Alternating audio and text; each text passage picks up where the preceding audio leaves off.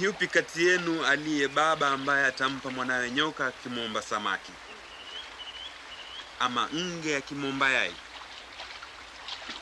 Hata ninyi ingawa ni waovu mnajua kuwapa watoto wenu vitu vizuri. Je, baba yenu wa mbinguni hatazidi sana kuwapa Roho Mtakatifu wale wanaomwomba? Nawaambieni, msiwe na wasiwasi juu ya chakula mnachohitaji kwa kuishi, wala juu ya nguo mnazohitaji kwa ajili ya miili yenu, kwa sababu uzima ni bora kuliko chakula na mwili ni bora kuliko mavazi. Fikirieni kwa mfano kunguru. Hawapandi, hawavuni, wala hawana ghala yoyote.